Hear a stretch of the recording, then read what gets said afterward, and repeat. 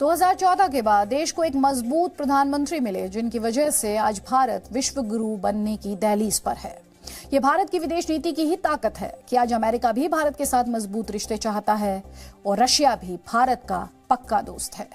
Ukraine युद्ध के बाद से कई देशों के प्रतिनिधि भारत दौरे पर आए हैं और भारत ने इन देशों के साथ भी बातचीत जारी रखी है और रशिया के साथ भी संपर्क बनाकर रखा है।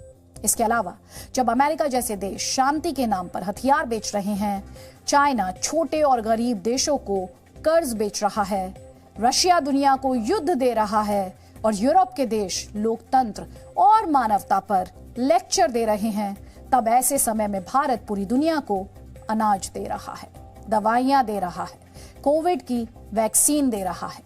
इन देशों के बीच भारत एक चमकते हुए सितारे की तरह दिखता है। पिछले साल जब अफगानिस्तान पर तालिबान के आतंकियों ने कब्जा कर लिया था, तब भी भारत ने रेस्क्यू ऑपरेशन के दौरान दूसरे देश के नागरिकों की मदद की थी। उस समय भारत सरकार द्वारा ऑपरेशन देव शक्ति के तहत 221 विदेशी नागरिकों को वहां से रेस्क्यू किया गया था।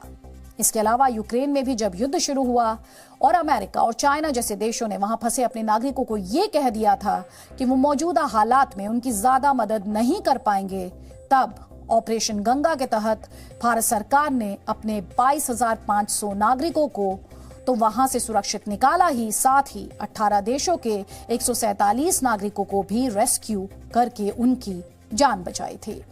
Presenting B News app, available on Google Play and App Store. Download it now.